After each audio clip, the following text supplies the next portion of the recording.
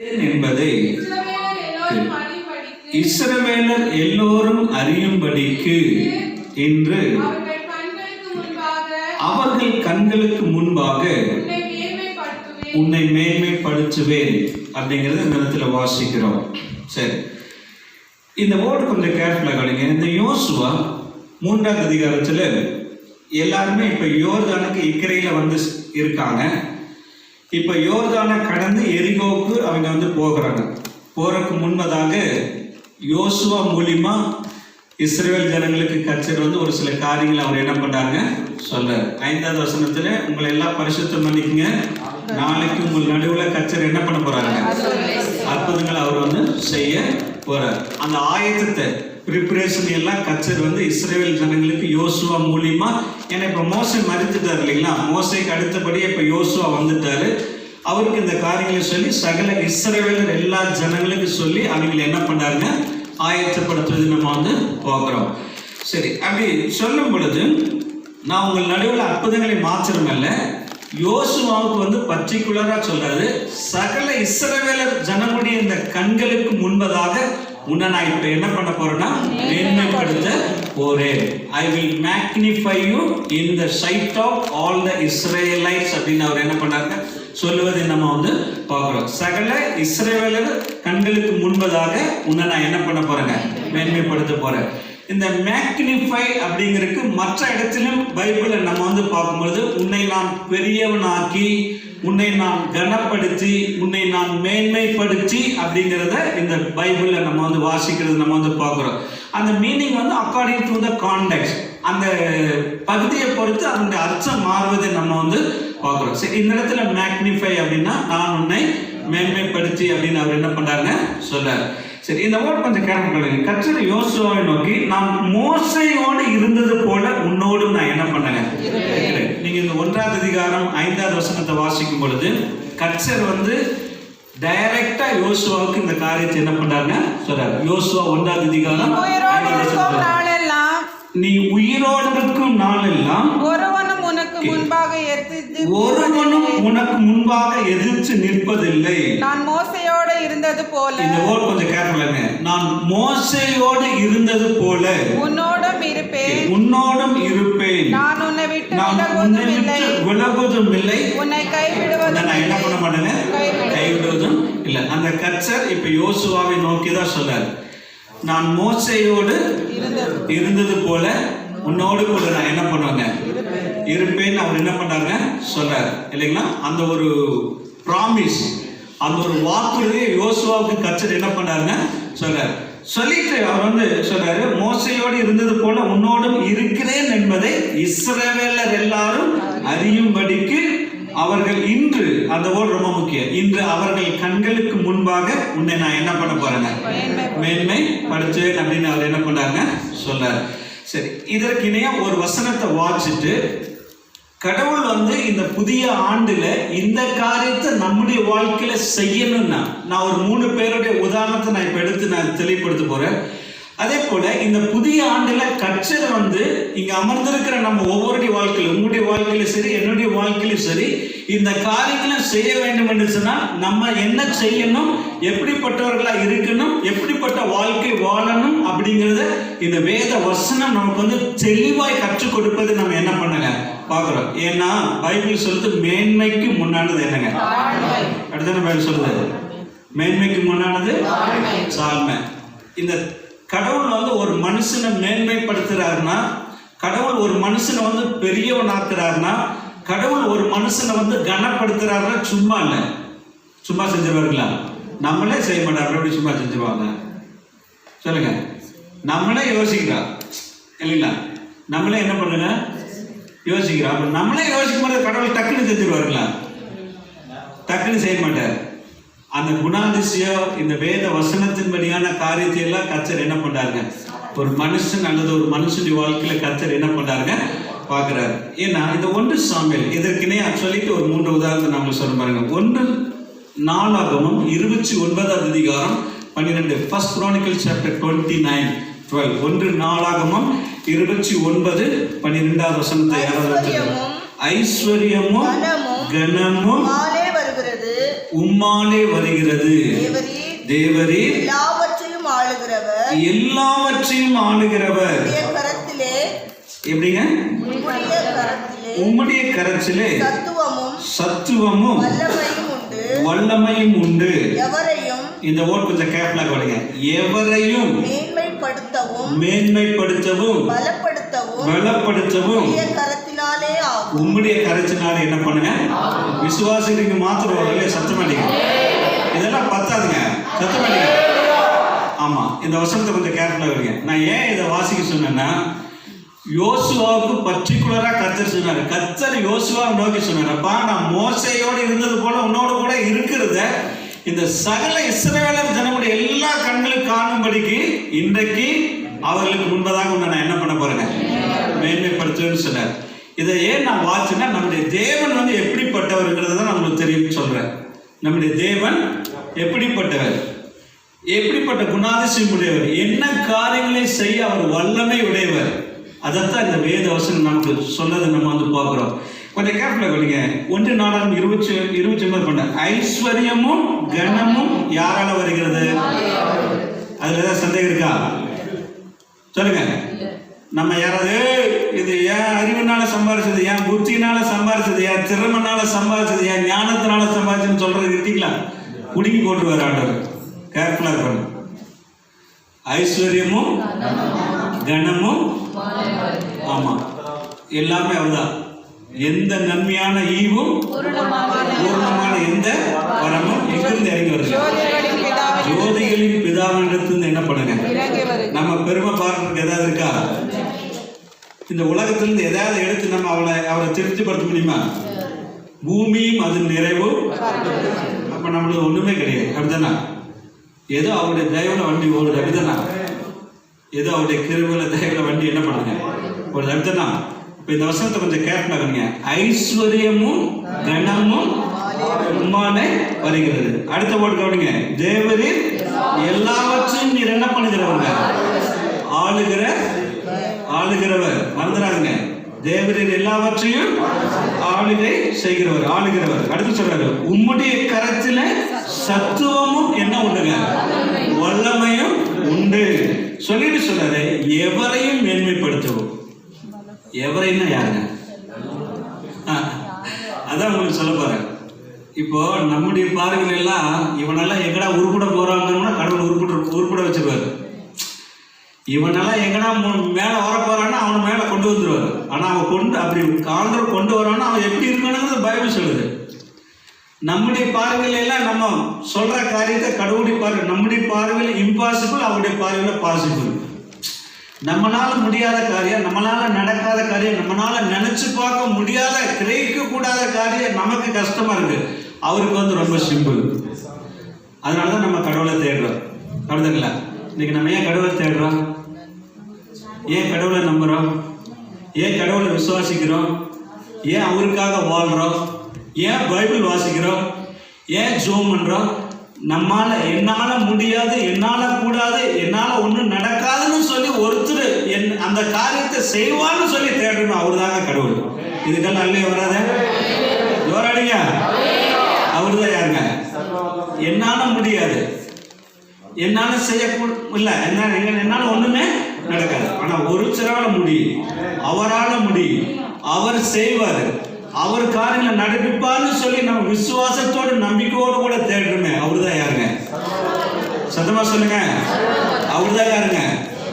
சர்வத்தையும் ஆளுகிறவர், அவர் சத்துவம் உடையவர், வல்லமை உடையவர். அப்போ எவரையும் மேன்மைப்படுத்தவும் எவரையும் பலப்படுத்தவும் அவருடைய கரத்தினால என்ன பண்ணுங்க? யாருடைய கரத்தினாலாங்க? தேவனுடைய கரத்தினால ஆகும். அதனாலதான் யோசுவா பார்த்து சொல்றாரு, அப்பா இன்று சகல இஸ்ரவேலர் ஜனங்களுடைய கண்களுக்கு முன்பதாக உன்னை நான் என்ன பண்ண போறேன்? மேன்மைப்படுத்த போறேன்னு சொல்றேன். ஏன்னா எவரையும் மேன்மைப்படுத்தவும் பலப்படுத்தவும் அவருடைய கரத்தினால என்ன பண்ணுங்க? தேவனுடைய கரத்தினால ஆகும். சரி, இன்னும் ஒரு வசனத்தை வாசித்து ஒரு 3 பேருக்கு சொல்லுங்க. உபாகமம் 28வது அதிகாரம், Deuteronomy chapter 28. உபாகமம் 28வது அதிகாரம் 1வது வசனத்தை யாராவது ஒருத்தர் சத்தமா வாசிங்க. இன்று நான் உனக்கு விதிக்கிற இன்று நான் உனக்கு விதிக்கிற உன் தேவனாகிய கர்த்தருடைய உன் கட்டளைகளின்படி தேவனாகிய எல்லாம் கர்த்தருடைய கட்டளைகளின்படி எல்லாம் செய்ய நீ கவனமாய் செய்ய இருக்கும்படிக்கு நீ கவனமாய் இருக்கும்படிக்கு அவர் சத்தத்திற்கு அவர் உண்மையாய் செவி சத்தத்திற்கு கொடுப்பாயானால் உண்மையாய் செவி கொடுப்பாயானால் உன் தேவனாகிய உன் கர்த்தர் தேவனாகிய கர்த்தர் பூமியில் உள்ள சகல ஜாதிகளிலும் சகல ஜாதிகளிலும் உன்னை மேன்மையாக வைப்பார். உன்னை எப்படியே பாருங்க. மேன்மையாக வைப்பார். இப்ப கடவுள் வந்து எப்பவுமே என்ன அடிக்கடி சொல்றது, ஆசீர்வாதத்தை கொடுப்பதற்கு முன்பதாக நிபந்தனையை தான் முன்னால வைக்கிறார். அப்படித்தானா? ஆசீர்வாதத்தை நமக்கு கொடுப்பதற்கு முன்பதாக இல்லைங்களா, முதல்ல என்னத்தை வைக்கிறாருங்க? கண்டிஷன், நிபந்தனை என்ன பண்றாருங்க? வைக்கிறார் இல்லைங்களா? சரி, ஏன் கடவுள் எப்பவுமே நிபந்தனையை முன்னால வச்சுட்டு ஆசீர்வாதத்தை பின்னால வைக்கிறாரு? ஏன் ஆசீர்வாதத்தை முன்னால வச்சுட்டு நிபந்தனை பின்னால வைக்கிறது? சொல்லுங்க. ஆமா, ஒண்ணு கவனிங்கள, இன்னைக்கு நிறைய பேர் எப்படின்னா கடவுள் வந்து அவங்களுடைய வாழ்க்கையில காரியங்களை பெற்றுட்டாங்கன்னா அவரை மறந்துட்டு சர்ச்சுக்கு வரதே விட்டுறாங்க. எப்படிங்க சர்ச்சுக்கு வரதே விட்டுறாங்க. இந்த நிறைய பேர் நீங்க வந்து பாத்தீங்கன்னா நிறைய பேர் இந்த சுகத்துக்காக, விடுதலைக்காக, இந்த பிரச்சனை அதுக்காக ஜெபம் பண்ணுவாங்க பாருங்க. டக்குன்னு நடந்த கச்சரை அற்புதத்தை செஞ்சுட்டாங்கன்னா அதுக்கப்புறம் ஆண்டவரே மறந்துடுவான். அப்புறம் குமுக்குனான்னு ஓடி வருவான், பாஸ்டர் எனக்காக என்ன பண்ணுங்க ஜெபம் பண்ணுவான். நம்ம ஆண்டவர் எப்படி பண்றது தெரியுங்களா? முதல்ல தேவனுடைய ராஜ்யத்து நீதி நீ என்ன பண்ண, ஆமா, அப்பொழுதே இவைகளெல்லாம் உனக்கு என்ன பண்ணுங்க கூட கொடுக்கப்படும். பாருங்க, எப்பவுமே கடவுள் வந்து நமக்கு வந்து நிபந்தனை ஏன் வைக்கிறேன்னா, நீ முதல்ல செய், நான் சொல்றதை செய், அதுக்கப்புறம் நான் உன்னை என்ன பண்றேன் ஆசீர்வதிக்கிறேன். ஆனா நம்ம ஜனமுடைய நேச்சர்னா முதல்ல நீ என்ன ஆசீர்வதி, அப்புறம் நான் உன்னை என்ன பண்றேன் தேடுறேன். அப்படியா? நம்ம ஆசீர்வாதத்தை பெற்றுக்கொள்றதுக்கு பாக்கியம் இல்லைங்களா இருக்கணுங்க. சும்மா இல்லை, நம்முடைய ஆண்டவர் சும்மா வரவனுக்கெல்லாம் தூக்கி கொடுத்துட மாட்டார். அப்படி ஏமாந்துடாதுங்க. யானை தான் தலையில மண்ணவாரி போற மாதிரி ஏமாந்துடாதுங்க. முதல்ல நிபந்தனை ரொம்ப முக்கியம். கடவுள் நினைச்சானா பிச்சைக்காரனை மேல கொண்டு வந்துடுறாரு. விசுவாசிக்கிறீங்களா? கடவுள் நினைச்சானா மேல இருக்கிறவன ஒண்ணுமில்லாம தள்ளிடுவாரு. விசுவாசிக்கிறீங்களா? அப்படியும் செய்ய முடியும், இப்படியும் செய்ய முடியும். நம்முடைய கர்த்தர் நினைச்சானா எப்படி வேணா காரியங்களை செய்ய முடியும், மாற்ற முடியும் இல்லைங்களா? அப்போ இந்த ஓட்ல கொஞ்சம் கேர்ஃபுல்லா கவனிங்க. ஆசீர்வாதத்தை கொடுப்பதற்கு முன்பதாக கடவுள் என்ன பண்ணாருன்னா ஒரு சில நிபந்தனைகளை கண்டிஷனா கர்த்தர் என்ன பண்றாங்க கொடுக்குறாரு. அப்பா நீ இதையெல்லாம் செஞ்சீன்னா, இதையெல்லாம் கை கொண்டினா, இப்படி எல்லாம் நடந்தீங்கன்னா உன்னை நான் என்ன பண்ணுவேன் கீழே இந்தந்த காரியத்தையெல்லாம் உன் வாழ்க்கையில செய்வேன், உன் குடும்பத்துல செய்வேன், உன் வேலையில செய்வேன், நீ செய்கிற செயல செய்வேன், நீ இருக்கிற ஜனங்களுடைய மத்தியில் இருக்கக்கூடிய ஜனங்களுடைய மத்தியில் உன்னுடைய வாழ்க்கையில் இந்த காரியங்கள் எல்லாம் நான் என்ன பண்ண உனக்காக செய்வேன்னு கர்த்தர் என்ன பண்ணாங்க சொல்றாரு. அப்ப நிபந்தனை என்னங்க? 1வது வசனம் அதான் ரொம்ப முக்கியம். என்ன சொல்றாங்க? இன்று நான் உனக்கு விதிக்கிற உன் தேவனாகிய கர்த்தருடைய கட்டளைகளின்படி எல்லாம் செய்ய நீ எப்படியா இருக்கும்படிக்கு, ஓகே, கவனமாய் இருக்கும்படிக்கு சொல்லிட்டு என்ன சொல்றாங்க? அவர் சத்தத்திற்கு உண்மையாய் செவி கொடுப்பாயானால். யாருடைய சத்தத்துங்க? ஒண்ணு இல்லைங்க, பெலிஸ்தியர் நெருங்கிட்டு இருக்கிறாங்க யுத்தத்துக்கு. சவுலு கிட்டு கிட்டு கிட்டு கிட்டு நடுக்கு பயந்து நடுக்க ஆரம்பிச்சிட்டார். சாமுவேல் வர்றது தாமதம் ஆயிடுச்சு. ஏன்னா பெலிஸ்தியர் என்ன பண்ணிக்கிறாங்க, நெருங்கி வந்துட்டு இருக்கிறாங்க இல்லைங்களா? சவுலுக்கு என்ன ஆயிடுச்சுங்க, ரொம்ப பயம் ஆயிடுச்சு. சாமுவேல் வர்றதுக்கு என்ன ஆயிடுச்சுங்க, ஒண்ணு அவரே போய் என்ன பண்ண ஆரம்பிச்சாருங்க, பலி செலுத்த ஆரம்பிச்சார். செஞ்சுட்டாரு, ஆரம்பிக்கல, செஞ்ச முடிச்சிட்டாரு. ஆசாரியன் செய்ய வேண்டிய வேலையை அவர் என்ன பண்ணாருங்க செய்துட்டார். பழைய ஏற்பாட்டில் ஆசாரியன் செய்யற வேலையை வேற எவனா செஞ்சா கர்த்தர் நொறுக்கி தள்ளிடுவார். பாத்துட்டீங்களா? சாமுவேல் புத்தகத்துல எல்லாம் பினேகாஸ் ஒப்பனுடைய வாழ்க்கையில பாத்தீங்கன்னா ஏலியுடைய பிள்ளைகள கர்த்தர் அடிச்சு போட்டாரு. பாத்தீங்களா? துணிகரமா செய்யக்கூடாது பழைய ஏற்பாட்டுல எல்லாம். ஆனா சவுல் என்ன பண்றாங்க, செஞ்சுட்டாரு. அப்ப சாமுவேல் வந்து கேட்கிறாரு, ஏப்பா ஏன் நீ இந்த காரியத்தை செய்த? பலியை பார்க்கலும் தேவனுக்கு கீழ்ப்படுதல் உத்தமம். அப்ப அந்த போர்ட்ல வாசிக்கும் பொழுது தேவனுக்கு செவி கொடுது, அவருடைய சத்தத்துக்கு இல்லைங்களா, செவி சாய்க்கிறது, செவி கொடுக்கிறது ரொம்ப முக்கியம். ஆனா நீ இதை செய்யாம போயிட்டியே, இது நீ செய்யாம போயிட்டியே. அதுக்கப்புறம் சவுடி வாழ்க்கையில் என்ன வந்ததுன்னு உங்களுக்கு தெரியும் இல்லைங்களா? யுத்தத்துல அவன் மரிச்சு போனது, அவனுடைய 2 பிள்ளைங்களும் அவனோட கூட மரிச்சு போனதை நம்ம வந்து பார்க்கிறோம். அப்ப இந்த நேரத்தில் எப்படி சொல்றாரு, இன்று நான் உனக்கு, அதாவது கர்த்தருடைய கட்டளையின் படியெல்லாம் செய்ய நீ கவனமா இருக்கும்படிக்கு அவருடைய சத்தத்திற்கு உண்மையாய் செவி கொடுப்பாய். ஆனால் உன் தேவனாகிய கர்த்தர் பூமியில் உள்ள சகல ஜாதிகளிலும் உன்னை எப்படி வைப்பாருங்க? மேன்மையாக வைப்பார். உண்மையாக வைப்பாரா? யாரை வைப்பாருங்க? யாரை வைப்பாரு? எப்படி வைப்பாரு? என்ன செஞ்சா வைப்பாருங்க? ஆமா, அது ரொம்ப முக்கியம். இந்த 2021ஆம் ஆண்டுல இந்த சபைக்கு வர எல்லா விசுவாசமும் மேன்மையாக வைப்பாருன்னா நீங்க எல்லாம் என்ன சொல்லுவீங்க? அப்பா தீமோத்தி பாஸ்டர் ரொம்ப நல்ல பாஸ்டர், தங்கமான பாஸ்டர், என்ன பிரசங்கம் பண்ணாரு. நான் சொல்றேன், 2021 நீங்க உட்கார்ந்து உங்களுடைய வாழ்க்கையில கர்த்தர் இந்த காரியங்களை செய்யணும்னா கவனமா இருங்க, செவி கொடுங்க, இந்த கட்டளையின் படியெல்லாம் கீழ்ப்படுங்க, அதன்படி செஞ்சாதான் உங்களை மேன்மையாக வைப்பார். இப்ப என்ன சொல்லுவீங்க? இப்ப என்ன சொல்லுவீங்க? கோமா பாப்பீங்களா? நீங்க எப்படி பார்த்தாலும் வசனத்தை மாற்ற முடியாது இல்லையா? வசனத்தை மாற்ற முடியுமா? வசனத்தை கூட்ட முடியுமா? வசனத்தை குறைக்க முடியுமா? கூட்டினாலும் பிரச்சனை, குறைச்சாலும் பிரச்சனை. இருக்கீங்களா? Listen carefully. கூட்டினாலும் பிரச்சனை, குறைச்சாலும் பிரச்சனை. அப்படியெல்லாம் வசனம் இருக்கா? இருக்குன்னால தான் சொல்றேன். லிசன் கேர்ஃபுல்லி, ஜாக்கிரதையா இருக்கணும். கிறிஸ்தவ வாழ்க்கைன்னா சாதாரணமா நினைச்சிடாதீங்க இல்லைங்களா? இப்போ பாருங்க, நம்முடைய தேவன் எப்படிப்பட்டவர், எவரையும் மேன்மைப்படுத்த பலப்படுத்த அவருடைய கரைச்சினால ஆகும். அதனாலதான் யோசுவா பார்த்து சொன்னார், அப்ப நான் இன்று கட்டளையிடுகிற இந்த எல்லா காரியத்தை நீ ஜாக்கிரதையா இருந்து உண்மையா நீ செவி கொடுத்தீங்கன்னா இந்த பூமியில் உள்ள சகல ஜனங்களில் உன்னை கர்த்தர் எப்படி வைப்பாருங்க? எப்படி வைப்பாருங்க? மேன்மையாக வைப்பார். அப்படி யாராவது செஞ்சிருக்கிறாரா? யாருடைய வாழ்க்கையில கர்த்தர் செய்திருக்கிறாரா? கட்டாய கர்த்தர் என்ன பண்ணிக்கிறாங்க? செய்திருக்கிறார். முதல்ல 2 சாமுவேல், 2 சாமுவேல் சாப்டர் 7, 2 சாமுவேல் 7வது அதிகாரத்துக்கு நேராக உங்களுடைய வேதாந்தத்தை திருப்புங்க. 2 சாமுவேல் 7வது அதிகாரம். இந்த 2 சாமுவேல் 7வது அதிகாரத்துல 8வது வசனத்தை 9வது வசனத்தை யாராவது ஒரு சத்தமா வாசிங்களா? இப்போதும் நீ என் தாசனாகிய தாவீதை நோக்கி, சேனைகளின் கர்த்தர் சொல்லுகிறது என்னவென்றால், நீ இஸ்ரவேல் என்கிற என் ஜனங்களுக்கு என்னவா இருக்கும்படிங்க?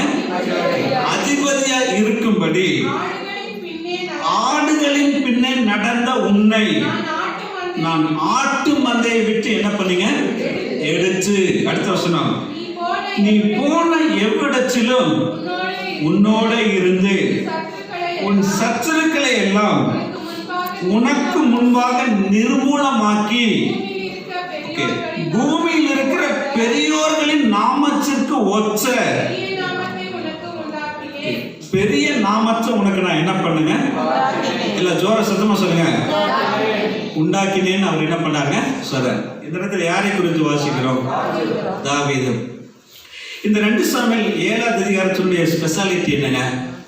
உடன்படிக்கை பற்றிய ஒரு கூடாரத்தில் இருக்குது. தன்னுடைய உள்ளத்தில் அவர் நினைக்கிறார், ஐயோ தேவனுடைய உடன்படிக்கை பற்றி பாரு ஒரு கூடாரத்தில் இருக்குது. அப்ப நாத்தான் மேல் அவர் பார்த்து சொல்றாரு, உன் இருதயத்தில் உள்ளபடி நீ என்ன பண்ணுங்க செய்யன்னு சொல்றாரு. அப்ப திரும்ப கர்த்தர் நாத்தான் மேல் மூலியமா இல்லைங்களா சங்கீதக்காரன் தாவீதுக்கு இந்த காரியத்தை திரும்ப அவர் என்ன பண்றாங்க உணர்த்தது நம்ம பார்க்குறோம். எப்போ நான் எனக்கு நிலையான வீட்டை கட்டுன்னா கேட்டேன், நான் அங்கங்கே உலா வீட்டு எல்லாம் வந்தேன் இல்லையா? அதெல்லாம் எனக்கு முக்கியம் இல்லையா? நீ என்ன கட்டாத, நான் உனக்கு ஒரு நிலையான வீட்டை என்ன பண்ணேன்? அதான் ஒரு வீட்டு இந்த அதிகாரத்தில் நீ எனக்கு கட்டாத. ஏன்னா தேவன் தங்குவதற்கு வானாதி வானங்கள் இந்த பூமியின் இடம் கொள்ளாது. அதனால நான் என்ன பண்றேன், உனக்கு ஒரு நிலையான வீட்டை நான் என்ன பண்ண பாருங்க. அவருடைய ராஜ்யத்தை அதையெல்லாம் குறித்து என்ன பண்ணாருங்க சார் சொல்லிட்டு இப்ப தாவீதை குறித்து அவர் என்ன பண்றாருங்க சொல்றாரு. நம்ம எல்லாத்துக்குமே தெரியும், தாவீது என்ன பெரிய ஆபீசரா இருந்தாங்களா? என்ன மேய்ச்சிட்டு இருந்தாங்க? ஆடு மேய்க்கிறவன்னு எத்தனை பேர் மேய்ப்பாங்க? ஒன்றும் இல்லைங்க, நம்ம ஊர்ல படிக்கலைன்னா என்ன சொல்லுவாங்க? ஆடு மேய்க்க போவாங்க. அப்புறம் வருது பாருங்க. அப்புறம் கழுதை, அதெல்லாம் சொல்ல மாட்டீங்களோ? ஆடு மேய்க்க போங்க, மாடு மேய்க்க போங்க, அந்த மாதிரி சொன்னாங்க. பன்னி மேய்க்க போங்க, அடுத்தது கழுதை மேய்க்க போங்க. சொல்றாங்களா இல்லையா? நாட்டில் நடக்கிறதா சொல்றேன். நானும் ஊர் நாட்டில் இருந்து வந்தேன், அதனால தான் சொல்றேன். சொல்றாங்களா இல்லைங்களா? சொல்றாங்க இல்லைங்களா? சொல்றாங்க. அப்ப பாருங்க, ஒரு ஆடு மேய்க்கிறவனுக்கு என்ன மரியாதை இருக்கு சொல்லுங்க, என்ன மரியாதை இருக்கு? இந்த யோசேப்பு யாக்கோபு முதிர் வயதுல அவர் நினைச்சிட்டாரு செத்துட்டாரு நினைச்சிட்டாரு இல்லைங்களா? யாக்கோபு நினைச்சிட்டாரு யோசேப்பு என்ன பண்ணிட்டாரு? இல்ல, உயிரோடு இருக்கிறாரு. இப்ப சவர்ல எல்லாம் வந்து எகிப்துல பார்த்துட்டாங்க இல்லைங்களா? இப்ப எகிப்துல பஞ்ச தலைவரிச்சாடு இல்லைங்களா? அப்ப எகிப்துக்கு அங்க வர்றாங்க இல்லைங்களா? பூமியில எல்லா இடத்துலயும் பஞ்சம், இவங்க இருக்கிற இடத்துல பஞ்சம். இப்ப எல்லாரும் எகிப்தை நோக்கி தான் என்ன பண்றாங்க? வர்றாங்க இல்லைங்களா? வரும் பொழுது யாக்கோபுடைய பிள்ளைகள் எல்லாம் பார்வோன் முன்னால கொண்டு போய் நிறுத்த போறாங்க இல்லைங்களா? அப்போ யோசேப் வந்து யாக்கோபுட்டு சொல்றாரு, உங்களுடைய தொழில் என்னன்னா மேய்ப்பர் என்ன பண்ணுங்க சொல்லுங்க. ஏன்னா எகிப்திற்கு முன்பதாக மேய்ப்பர்கள் ஈக்குவலா சமமா உட்காந்து என்ன பண்ண மாட்டாங்க? சாப்பிட மாட்டாங்க இந்த பைபிள்ல. அதனால அறுவரு படம், அதனாலதான் அவங்களுக்கு செப்பரேட்டா இவங்களுக்கு செப்பரேட்டா என்ன பண்ணாங்க வச்சாங்க. அப்ப பாருங்க, யோசேப்பு இப்ப எகிப்துக்கு அதிபதியா இருக்கிறாரு. அவரே யாக்கோபு அப்பாட்ட என்ன சொல்றாருங்க? ஏன்னா நம்ம மேய்ப்பர்னு சொன்னா அவங்க நம்மள ஒரு மாதிரி இது பண்ணாங்க. என்ன தொழில்னா மாடு மேய்க்கிறது, நீங்க என்ன பண்ணுங்க சொல்லுங்கன்னு அவர் என்ன பண்ணாருங்க சரி. அப்ப யோசிச்சு பாருங்க, ஒரு ஆடு மேய்க்கிறவனுக்கு வந்து எவ்வளவு ரெஸ்பெக்ட் மதிப்பு இருக்கு? ஏதாவது இருக்குமா? இருக்காது. ஆனா கச்சர் பாருங்க, ஆடு மாடு மேய்க்கிறவன் எப்படி தூக்கிட்டு வராரு பாருங்க சொல்லுங்க. அதான் கிரேட். இந்த வசனத்தை கொஞ்சம் கேட்பாங்க. இப்பொழுதும் நீ என் தாசனாகிய தாவீதை நோக்கி சேனைகளின் கர்த்தர் சொல்லுகிறது என்னவென்றால், நீ இஸ்ரவேல் என்கிற என் ஜனங்களுக்கு என்னவா இருக்கும்படிங்க? சத்தமா சொல்லுங்க. அதிபதியா இருக்கும்படிக்கு. இவர் என்னவா இருக்கிறாருங்க?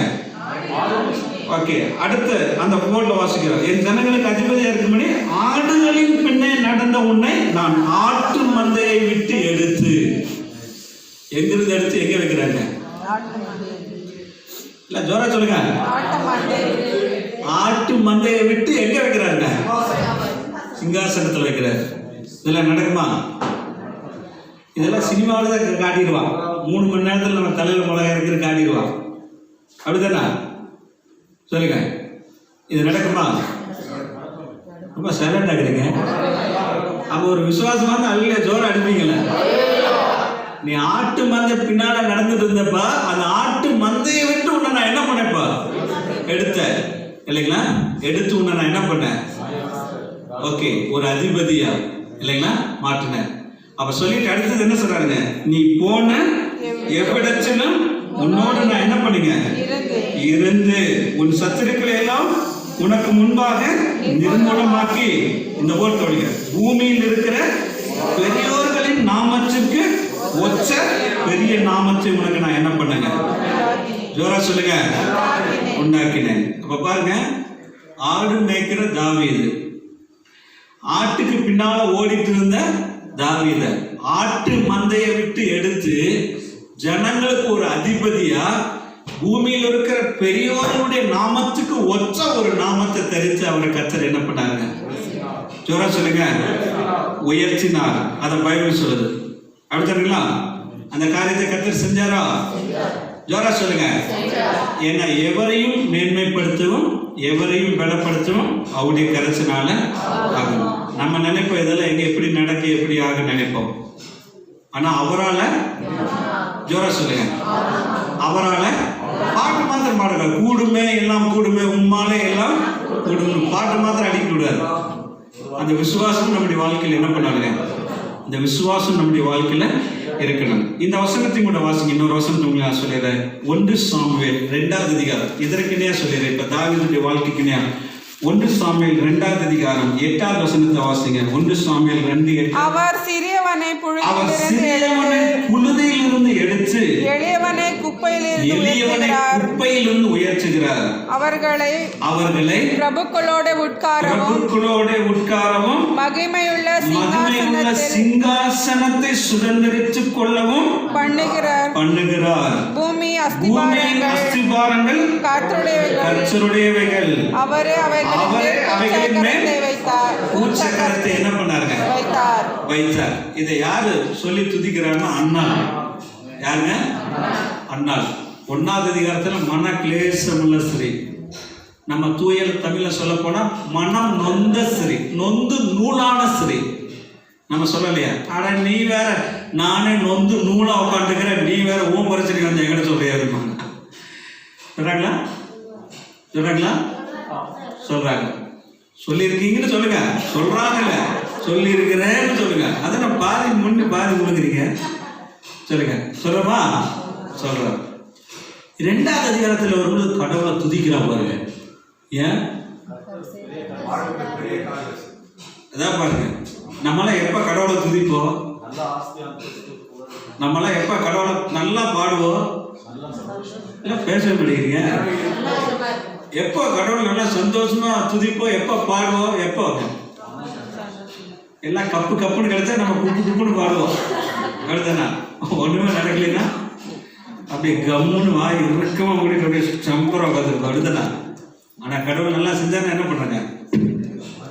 சரி, இந்த அண்ணாள் 2வது அதிகாரத்தில் வரும்பொழுது கடவுளை துதிக்கிறார். ஏன்?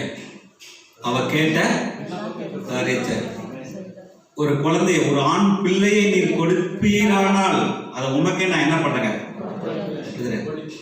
அது மாத்திரம் இல்லை, இன்னும் ஒரு 5 பிள்ளையை கத்தர் கொடுக்குற 2வது அதிகாரத்தில். சாமியல் மாத்திரம் இல்லை இல்லைங்களா, இன்னும் ஒரு 5 பிள்ளை சேர்த்து கடவுளை என்ன பண்றாங்க? கொடுக்குறாரு. அப்பதான் கடவுளை எப்படி துதிக்கிறார் பாருங்க. நம்ம கடவுளை வாட் இஸ் பிரைஸ், துதினா என்னங்க? அவர் எப்படிப்பட்டவர்? who he is, அவர் எப்படிப்பட்டவர்? what he has done for us, அவர் நமக்கு என்ன செய்தார். அப்ப கவனிங்க, நம்மளாம் கடவுளை ஏன் துதிக்கிறோம்? அவர் எப்படிப்பட்டவர், அவர் என்னத்தை என் வாழ்க்கையில செய்தார், அதை நினைச்சு நான் கடவுளை என்ன பண்றேங்க. இதுதாங்க துதி. இதுதான் துதி. எல்லாம் சொல்றாங்களா? துதிங்க துதிங்க துதிங்க துதிங்க. என்னதான் துதிக்கிற? என்னதான் துதிக்கிற? கர்த்தர் உன் வாழ்க்கையில செய்த உபகாரம், நன்மைகளை, ஒத்தாசைய, உதவிய, சகாயத்தை, இம்மட்டும் வாழ்க்கையில செய்த எல்லா காரியத்தை நினைச்சு கடவுளை நீ என்ன பண்ண? இதான் துதிக்கிற அண்ணாள் இல்லைங்களா? அப்ப சொல்லும் பொழுது அந்த துதி, அந்த ஓடிங்க தான் இதெல்லாம் நம்ம வாசிக்கிறோம். இதுதான் இந்த வசனம். அப்ப அவர் எப்படி சொல்றாரு பாருங்க, அவர் சிறியவனை புழுதியிலிருந்து எடுத்து எளியவனை குப்பையிலிருந்து கர்த்தர் என்ன பண்ணாரு? உயர்த்துகிறார். சொல்லிட்டு சொல்றாரு, அவர்களை யார் கூடங்க? யாரை யார் கூட? சிறியவனை எளியவனை எங்க இருந்துங்க? புழுதியிலிருந்து குப்பையிலிருந்து தூக்கி எங்க வைக்கிறாருங்களா? பிரபுக்களோட. இப்ப தாவீது சொன்னார் இல்லைங்களா, ஆட்டு மந்தை பின்னால போயிட்டு இருந்த உன்னை அதிபதி ஆக்கும்படிக்கு இந்த பூமியில் உள்ள பெரியவர்களுடைய நாமத்துக்கு ஒத்த நாமத்தை உனக்கு நான் என்ன பண்ணேங்க தரித்தேன்னு சொன்னார் இல்லைங்களா? அந்த மாதிரி இல்லைங்களா? அப்போ பிரபுக்களோட உட்காரவும் மகிமையுள்ள சிங்காசனத்தை சுதந்தரிக்கவும் அவர் என்ன பண்ணாருங்க? பண்ணுகிறார். அதனாலதான் யோசுவா பார்த்து கர்த்தர் சொன்னார், மோசையோடு இருந்தது போல உன்னோடு கூட என்ன பண்ணுவேன்? நான் இருப்பேன். ஆனா இன்னைக்கு இந்த சகல இஸ்ரவேலர் ஜனங்களுடைய கண்களுக்கு முன்பதாக நான் என்ன பண்ணப்படுவேங்க? மேன்மைப்படுத்த போறேன்னு சொல்றார். அடுத்து அந்த தாவீது ராஜாவுடைய வாழ்க்கையில நம்ம வந்து பார்க்கிறோம். ஒரு ஆடு மேய்க்கிறவரை, ஆட்டுக்கு பின்னால மந்தையில போயிட்டு இருந்தவன ஒரு அதிபதியாய் உலகத்தில் இருக்கக்கூடிய ஒரு பெரிய ஜனமுடைய அந்த நாமத்துக்கு ஒற்ற நாமத்தை கர்த்தர் என்ன பண்ணாங்க? தரித்தார். அப்ப இந்த புதிய ஆண்டுல கர்த்தர் நம்முடைய வாழ்க்கையில காரியங்களை செய்யணுமா? சொல்றீங்க. நம்ம என்ன செய்யணுங்க? நம்ம என்ன செய்யுங்க? எல்லாத்துக்கும் தூக்கி அடிச்சுட்டு வர்றோ? சொல்லுங்க. எல்லாத்துக்கும் அந்த காரியம் செஞ்சாரா? இல்ல. அவருடைய சத்தத்துக்கு உண்மையா என்ன பண்ண? கவனமா இரு, ஜாக்கிரதையா இரு. அவர் சொல்ற காரியத்தை நீ அதன்படி என்ன பண்ண? செய். அப்படி செஞ்சா பூமியில் உள்ள சகல ஜனங்கள ஜாதிகளுக்கு உன்னை மேன்மையாக கர்த்தர் என்ன பண்ணுவாங்க? வைப்பார். ஒரு அல்லையே சத்தம் மாட்டீங்க, இன்னொரு அல்லையே சத்தம் மாட்டீங்க, இன்னொரு அல்லையே சத்தம் மாட்டீங்க. அதனாலதான் பைபிள் சொல்லு, எவரையும் மேன்மைப்படுத்தவும் எவரையும் பலப்படுத்தவும் அவருடைய கரத்தினால ஆகும். மறந்துடாதீங்க. 2வது 1 நாளாகமம் 29வது அதிகாரம் 25வது வசனம். 1 Chronicles 29:25. 1 நாளாகமம் 29:25. சத்தமா வாசிங்க. தமிழ் வாசிங்க. யாராவது வாசிங்க. இஸ்ரவேலர் எல்லாரும் காண கர்த்தர் சாலமோனை இந்த மிகவும் பெரியவனாக்கிங்கிறது ஆங்கில பைபிள்ல மேக்னிஃபை. அதான் நான் சொன்னேன். அந்த கான்டெக்ஸ்டுக்கு தகுந்த மாதிரி அந்த அர்த்த மீனிங் என்ன மாறுபடுறதை நம்ம வந்து பார்க்கிறோம். வாசிங்க. மிகவும் பெரியவனாக்கி அவனுக்கு முன்னே இஸ்ரவேலில் ராஜாவான ஒருவனுக்கும் இல்லாதிருந்த ராஜரீக மகத்துவத்தை அவனுக்கு கர்த்தர் என்ன பண்ணாங்க? கட்டளையிட்டார். இந்த சாலமோன் யாருங்க? தாவீதுடைய மகன். அடுத்தங்களா? தாவீதுடைய மகன் இல்லைங்களா? அந்த பிள்ளை குமாரன் இல்லைங்களா? சரி, இந்த வேர்ட் கொஞ்சம் கேர்ஃபுல்லா கவனிங்க. இரண்டாவது, சாலமோனுடைய வாழ்க்கையில கடவுள் என்ன செய்தார் அதை பார்க்கிறோம். இந்த உலகத்துல சாலமோனை போல இனி எவனும் வாழ முடியாதுன்னு நான் நினைக்கிறேன். அவ்வளவுதான் இல்லைங்களா? அப்படிப்பட்ட இந்த ஐஸ்வர்யத்தை, கனத்தை, மகத்துவத்தை, ஞானத்தை கடவுள் என்ன பண்ணாங்க? சாலமோனே கேட்டாரப்பா உனக்கு என்ன வேணும் கேளுன்னார். நம்மளால என்ன பண்ணிருப்பாங்க? ஒரு பெரிய மளிகை லிஸ்ட் மாதிரி போட்டு தூள் கிளம்பிடுவோம் ஆண்டவர்கிட்ட, இதெல்லாம் கொடுங்க ஆண்டவர். ஆனா அதெல்லாம் கேட்க மாட்டாங்க. இந்த ஜனங்களை நியாயம் விசாரிக்க நியாயம் தீர்க்க என்ன பண்ணுங்க கொடுத்தாரு. பாருங்க, ஒரு பியூட்டி என்ன அப்படின்னா, சாலமோன் வந்து ஞானத்தை கொடுன்னு தான் கேட்டாரு. ஆனா கடவுள் என்ன பண்ணான்னா இவர் கேட்காத காரியத்தை சேர்த்து கொடுத்தாரு. அதான் ஒரு பியூட்டி. அதான் நம்முடைய ஆண்டவர். இவர் கேட்ட காரியத்தையும் கர்த்தர் என்ன பண்ணாங்க? கொடுத்தாரு. கேட்காத காரியத்தையும் கர்த்தர் என்ன பண்ணாரு? அதனாலதான் பைபிள் சொல்லுது, நாம் நினைப்பதற்கும் வேண்டிக் கொள்வதற்கும் எப்படிங்க? கம்மியாவா ஜாஸ்தியா? அதிகமாய் நமக்குள்ள கிரியை செய்ய வல்லவராகிய அவருக்கு இருக்கிறார். இந்த வசனம் எல்லாம் சும்மா வாசிட்டு ஓடக்கூடாது. திங்க் பண்ணி பாருங்க. சரி, திங்க் பண்ணி பாருங்க. சாலமோன் ஞானத்தை தான் கேட்டாரு. ஆனா கர்த்தர் என்ன பண்ணாரு? எப்பா நீ கேளாத ஐஸ்வர்யத்தை எல்லாத்தையும் நான் உனக்கு என்ன பண்றேன்? சேர்த்து கொடுக்குறேன். கொடுத்தாரா? என்ன சொல்லுங்க? கொடுத்தாரா? அப்படியே சோமா சொல்லுங்க. அவரு தான் கொடுத்தாரு. இடம் ஒண்ணு கொடுக்கலீங்கிறீங்களே சொல்லுங்க. அதான் சோமா சொல்றீங்களோ? இந்த புதிய ஆண்டுல உண்மையா இருந்து பாருங்க, கர்த்தர் பெரிய காரியத்தை செய்வார். புரியுதுங்களா? சரி, அப்ப இந்த ஓட் கொஞ்சம் கேர் பண்ணுங்க. இஸ்ரவேலர் எல்லாரும் காண கர்த்தர். யார் காண? யோசுவா பார்த்து கர்த்தர் என்ன சொன்னாருங்க? இந்த இஸ்ரவேலர் கண்களுக்கு முன்பாகன்னு சொன்னாரு. இன்று நான் உன்னை என்ன பண்ண போறேன்? அது லாஸ்ட்ல இன்னொரு வசனம் அது சொல்றேங்க. மேன்மைப்படுத்தினார் இல்லைன்னு முடிவுல சொல்றேங்க. இதே சேம் அந்த ரெபியூட்டேஷன் மாதிரி பாருங்க. இஸ்ரவேலர் எல்லாரும் காண கர்த்தர் சாலமோனை மிகவும் என்னாக்கிங்க? Magnify. That's the word. I will magnify you in the sight of all Israelites னு சொன்னாரு. அதாவது சகல ஜனங்களுக்கு முன்பதாக நான் உன்னை என்னாக்கிங்க? பெரியவனாக்கி சொல்லிட்டு சொன்னாரு. அவனுக்கு முன்னே இஸ்ரவேலில் ராஜாவான ஒருவனுக்கும் இல்லாதிருந்த ராஜரீக மகத்துவத்தை அவனுக்கு கர்த்தர் என்ன பண்ணாங்க? கட்டளையிட்டார். இல்லாத காரியத்தை இல்லைங்களா? அதான் சாலமோனுடைய வாழ்க்கையில பார்க்கிறோம். அவர் கேட்ட ஞானத்தை மாத்திர கர்த்தர் கொடுக்கல, அவர் கேளாத ஐஸ்வர்யத்தை எல்லாத்தையும் சேர்த்தே கர்த்தர் என்ன பண்ணாங்க? கர்த்தர் என்ன பண்ணாங்க? கொடுத்தார். அதனாலதான் பைபிள் சொல்லுது, எவரையும் மேன்மைப்படுத்த. இந்த எவரையும்னா ஆடு மேய்க்கிற தாவீதே கர்த்தர் என்ன பண்ணாங்க? அதிபதியாக்குனார். அடுத்தங்களா, இந்த சாலமோன் கேட்ட காரியம் மாத்திரமில்ல, கேளாத காரியத்தை அவருடைய வாழ்க்கையில கர்த்தர் என்ன பண்ணாங்க? கொடுத்ததை நம்ம வந்து பார்க்கிறோம். மூன்றாவது, எஸ்தர் புஸ்தகத்துக்கு நேராக நம்முடைய வேதாம்சம் நாம் திருப்பிக் கொள்வோம். எஸ்ரா, நெகேமியா, எஸ்தர். இந்த எஸ்தர்ல நம்ம வாசிக்கும் போது இன்னும் ஒரு சம்பவத்தை நான் உங்களுக்கு சொல்லிடுறேங்க. 3ஆவது அதிகாரம் 1ஆவது வசனத்தை யாராவது ஒருத்தர் வாசிங்க. இந்த நடவடிக்கைகளுக்கு பின்பு ராஜாவாகிய அகாஸ்வேரு அம்மேதாவின் குமாரனாகிய ஆமான் என்னும் ஆகாகியனை என்னப்படுத்திங்க?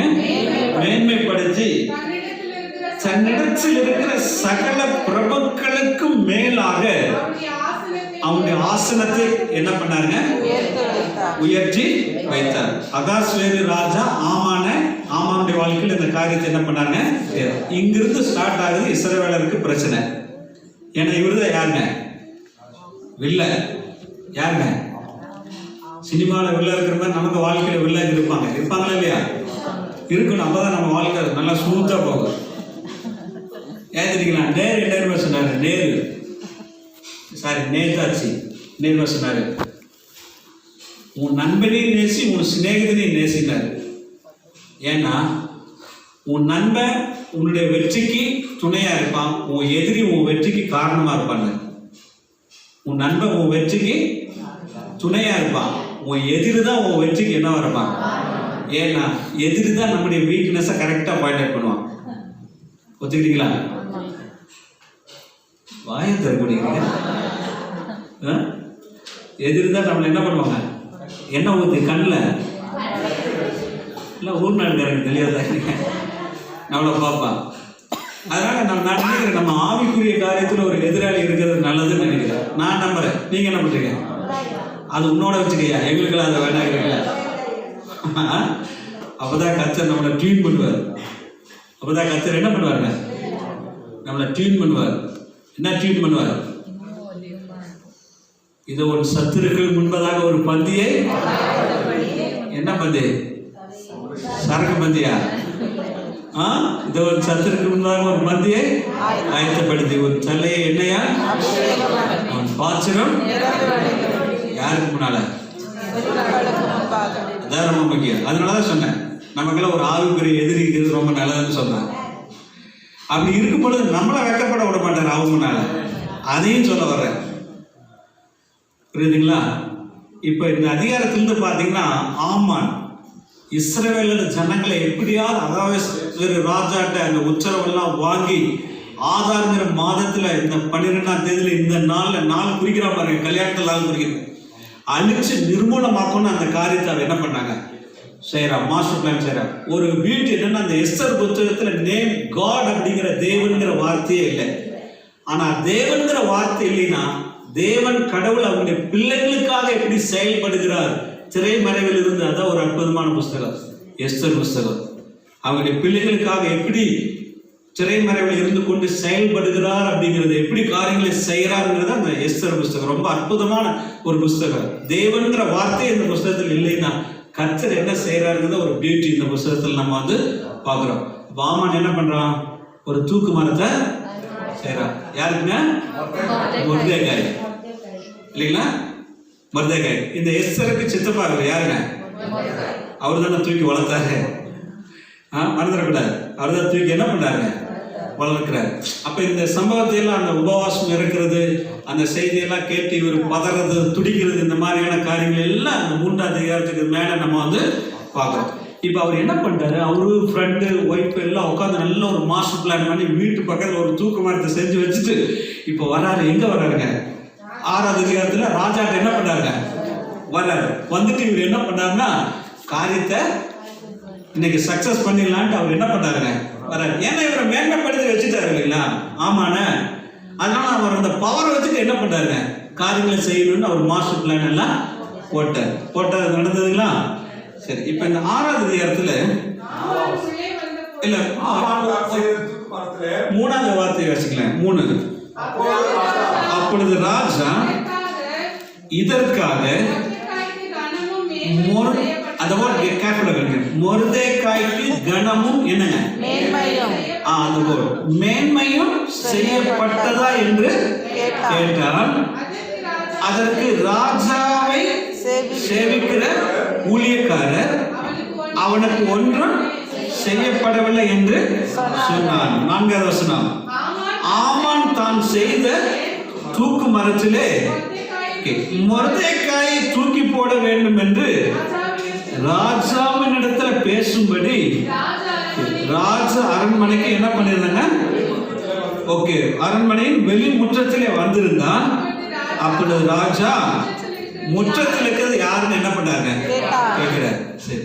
இந்த முதல் 2 வசனத்துல பாத்தீங்கன்னா, 2ஆவது அதிகாரத்துல நடந்தது, எப்போ நடந்த சம்பவத்தை நைட்ல ராஜாவுக்கு தூக்கத்தை கடவுள் என்ன பண்ணீங்க, கொடுக்கல. நம்மளாம் நிறைய நேரத்தை சொல்லி, ஐயோ கடவுள் நம்மளை மறந்துட்டாராடாகுது, கைவிட்டுட்டாராடாகுது, நம்ம செஞ்ச செயலை யாருமே ஒன்றும் இது பண்ணி அப்படின்னு நம்ம நினைப்பில்லைங்களா ஒரு சில நேரத்தில் இல்லைங்களா? இவர் எப்போ 2ஆவது அதிகாரத்தில் செஞ்சார். இன்னைக்கு ராஜாவுக்கு தூக்கமே வரல. தூக்கத்தை கடவுள் கொடுக்கல. ஏன்னா சுகமான நித்திரை யார் கொடுக்குறா? தமக்கு பிரியமானவனுக்கு. அப்படித்தானா? சொல்லுங்க, கொடுக்குறாரா? சத்தமா சொல்லுங்க. அதனால இங்க தூங்கிடாதீங்க. தூங்க விட மாட்டேன் நான். யாராவது ஆடுங்க ஒரு அள்ளிய போட்ட ஆழ்ந்தாங்க ஏற்படாருங்க. அவ பார்க்குற நடவடிக்கை புஸ்தகத்தை. ஏன்னா ஒரு 2 பேர் இவரை குறை பண்றதுக்கு மாஸ்டர் பிளான் போட்டு வந்து இவரு என்ன பண்ணாருங்க? இவரு தப்ப வச்சுட்டாரு. தப்ப வச்சு அதை இது பண்ணி கண்டுபிடிச்சு எல்லாம் பண்ணது அந்த 4ஆம் புஸ்தகத்துல ரெக்கார்ட் ஆகியிருந்தது. இப்போ ராஜா எடுத்து என்ன பண்ணாருங்க? வாசிக்கிறார். அதனால தான் 3ஆம் அதிகாரத்தில் வரும்போது கேட்கிறாரு கூட இருந்தோம்னாப்பா, இந்த காரியம் செஞ்சவங்களுக்கு நம்ம கனம் மேன்மை ஏதாவது படுத்தணுமா? அவருக்கு ஏதாவது செஞ்சோமா? அவர் சொன்னார், இல்லை இல்லை நம்ம ஒண்ணுமே செய்யல. அப்படின்னா வெளியே நிற்கிறது யாரு? முற்றத்தில் நிற்கிறது யாரு? அங்க யார் வந்து நிற்கிறாங்க? ஆமா, வில்லா வந்து நிற்கிறாரு. யாருங்க? ஆமான் வந்து நிற்கிறாரு. எதுக்கு வந்து நிற்கிறாருங்க? இப்ப மொர்தெகாயை வீட்டு பக்கத்துல ஒரு தூக்கு மரம் செஞ்சு வச்சுக்கிறாரு இல்லைங்களா? அதை தூக்கி போட்டு கொலை பண்ணிவிட்டு எல்லாம் இஸ்ரவேல் நிர்மூலமாக்கணும் மாஸ்டர் பிளான்ல இருந்தார். அந்த பிளான் எல்லாம் கர்த்தர் எப்படி தலகளா மாத்தினாருன்னு பாருங்க. அதான் நம்முடைய ஆண்டவர். அவர் காலங்களையும் சமயங்களையும் மாற்றுகிற தெய்வம். அல்லேலூயா. இதுக்கெல்லாம் அல்லையோ வர மாட்டேங்கிறது. தத்தவாடிங்க. சீக்கிரம் முடிக்கிறீங்களா? சொல்லுங்க. அவர் எப்படி மாற்றாருங்கிறதா சொல்றேன். உடனே சொல்ற ராஜா கணவனை விரும்புறதுக்கு என்ன பண்ணாரு? உடனே அவர் என்ன பண்ணாருங்க சொல்றாரு இல்லைங்களா?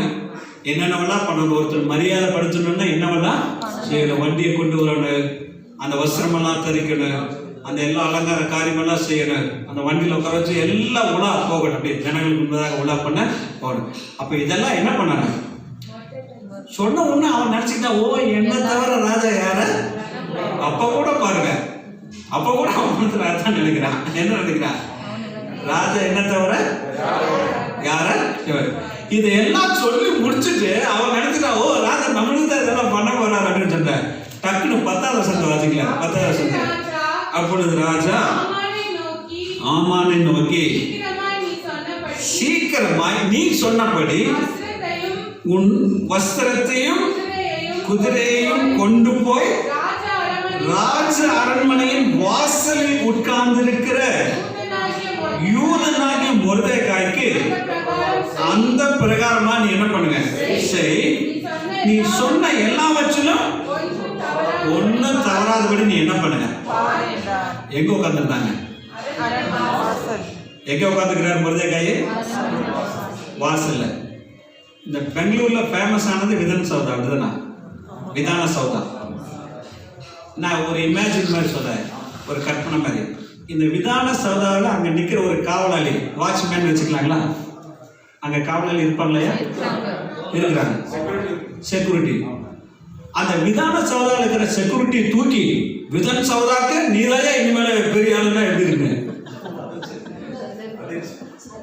எப்படி இருக்குங்க? ஒண்ணுமே பேச மாட்டேங்கிறீங்க. உங்களை தூக்கி விதான் சௌதாக்கு அது வெளியே போட்ட மாதிரி எப்படி இருக்குங்க? நம்ப முடியுமா? நம்ப முடியுமா? சத்தமா சொல்லுங்க. இங்க நடக்குது. இங்க எங்க உட்கார்ந்துருந்தாங்க? வாசல்ல தான் உட்கார்ந்துருந்தாரு. ஆமா நினைச்சுட்டாரு, எல்லாம் நமக்கு தான் செய்ய போற. அப்பா நீ சொன்னதெல்லாம் ஒன்னும் தவறக்கூடாது, போ. அங்க வெளியே ஒருத்தர் உட்காந்துக்கிறான் பாரு, மொர்தெகாய். அவனை கூப்பிட்டு வந்தாரு பாருங்க. இவனுக்கு எப்படி இருக்கு? எப்படி இருக்குங்க? ரொம்ப யோசிக்கிறீங்களா? ரொம்ப பெரிய சேஷாத விசுவாசி, ரொம்ப டீப்பா யோசிக்கிறீங்க. எப்படி இருக்குங்க? பல நிலையில் பால் விழுந்த மாதிரி இருக்கிறீங்களா? அவ போகும்போது தலைய இந்த பெண்கள் முக்காடு போற மாதிரி போட்டுட்டு போனா பாருங்க. யாருங்க? ஆமான். எங்க உட்கார்ந்து இருந்தவங்க? வாசல் உட்கார்ந்து இருந்தவங்க தூக்கி கடவுள் என்ன பண்ணாரு? எங்க படுத்துனாங்க? தூக்கி வச்சுட்டாரு இல்லைங்களா? அதுதான் நம்முடைய தேவன். அதனாலதான் அந்த ஓட் சொன்னேன், எவரையும் ஆடு மேய்க்கிறவன அதிபதியாக்குனார். வாசல்ல வெளியே காவலாலே உட்கார்ந்தவன தூக்கி வச்சாரு பாருங்க. எளியவன சிறியவன புழுதியில குப்பையிலிருந்து தூக்கி பிரபுக்களோடு ராஜாக்களுடைய சிங்காசனத்துக்கு ஈக்குவலா கர்த்தர் என்ன பண்ணாருங்க? நம்மளால முடியுமா? எல்லாம் ஜோராடிங்க. முடியுமா? அவரால் முடியும். எவரால? எத்தனை பேர் விசுவாசிக்கிறீங்க? 2021 சக்சஸா இருக்கணுமா? 2021 கர்த்தர் உங்களை மேன்மையா வைக்கணுமா? நம்ம என்ன பண்ணணும்? யாரு கீழ்ப்படியணும்? எது கீழ்ப்படியணும்? நம்ம என்ன செய்யணுங்க? வார்த்தையை வரவழைக்குது. நம்ம என்ன செய்யணுங்க? சத்தத்துக்கு உண்மையா செவி கொடு, வேத வசனத்துக்கு செவி கொடு, அதை கீழ்ப்படி, கை கொள்ளு, அதன்படியே செய். கர்த்தர் யோசுவாவுக்கு சொன்னது மாத்திரமில்லை, யோசுவாவுக்கு எழுதப்பட்டது மாத்திரமில்லை, அவரை விசுவாசிக்கிற நமக்கும் ஆமென்றும் ஆமென் என்றும் இருக்குது. அதனாலதான் நம்ம ஆண்டவரை விசுவாசிக்கிறோம், ஆண்டவரை தேடுறோம், ஆண்டவருக்காக வாழ்றோம். புரியுதுங்களா? அதனாலதான் பைபிள் சொல்லுது இல்லைங்களா? மோசையோடு இருந்தது போல உன்னோடு இருப்பார். இன்னைக்கு எல்லா ஜனங்களுக்கும் முன்பதாக இந்த காரியத்தை என்ன பண்ணுவாங்க? செஞ்சாரா? எங்க செஞ்சாருங்க? யோசுவா 4ஆம் அதிகாரம் 14 வாசிங்க, ஜூம் பண்ணலாம். யோசுவா அந்நாளிலே கர்த்தர் யோசுவாவை சகல இஸ்ரவேலரின் கண்களுக்கு முன்பாக என்ன படுத்தினாருங்க? ஜோரா சொல்லுங்க. மேன்மைப்படுத்தினார். அவர்கள் மோசேக்கு பயந்திருந்தது போல அவனுக்கும் அவன் உயிரோடு இருந்த நாளெல்லாம் என்ன பண்ணாங்க? 3ஆவது அதிகாரத்துல சொன்னதை 4ஆவது அதிகாரத்துல கர்த்தர் என்ன பண்ணாங்க அப்படின்னா, அது கொஞ்சம் கேப் இருக்குது. நம்ம பைபிள்ல டக்குன்னு வாசிக்கிறோம், அந்த சம்பவம் எல்லாம் இருக்குது. அந்த யோர்தானையெல்லாம் கடந்து போறதெல்லாம் பார்க்குறோம் இல்லைங்களா? ரொம்ப ரொம்ப அற்புதமா இருக்கு. இந்த 3ஆவது அதிகாரம் 4ஆவது அதிகாரம் வாசிங்க, ரொம்ப அற்புதமா இருக்கு. அதான் இந்த இடத்துல வாசிக்கிறோம். அந்நாளிலே கர்த்தர் யோசுவாவை சகல இஸ்ரவேலரின் கண்களுக்கு முன்பதாக என்ன பண்ணாரு? மேன்மை படிச்சினார். இப்ப கர்த்தர் நம்முடைய வாழ்க்கையில காரியங்களை செய்வாரா? எத்தனை பேர் விசுவாசிக்கிறீங்க? ஒரு அல்லே ஜோரடிங்க. எவரையும் மேன்மைப்படுத்த, எவரையும் பலப்படுத்த அவருடைய கரைச்சினால என்ன பண்ணுங்க ஆகும். ஜெபிக்கலாம். எங்களை நேசிக்கிறதான எங்கள் பரலோக தகப்பனே, இந்த நாளுக்காக நன்றி. இந்த நாள் நம்முடைய சமூகத்தை கடந்து வர உதவி செய்தீங்க. அழைத்து வந்திருந்த அன்பானுடைய பிள்ளைகள் ஒவ்வொருவரையும் கரைச்சலை நாங்கள் ஒப்பு கொடுக்கிறோம். வந்திருந்த ஒவ்வொருவரையும் ஆசீர்வதிங்க. இந்த புதிய ஆண்டில் இந்த பிள்ளைகளோடு கூட இருங்க. இந்த பூமியில் உள்ள சகல ஜனங்களுக்கு முன்பதாக இந்த பிள்ளைகளுடைய வாழ்க்கையில் நீங்க பெரிய காரியங்களை செய்யுங்க. பிள்ளைகளிடம் உங்கள் வெட்கப்பட்டு போகாதபடி காத்துக்கொள்ளுங்க. இயேசுவின் நாமத்தில் ஜெபிக்கிறோம் நல்ல பிதாவே. ஒரு சில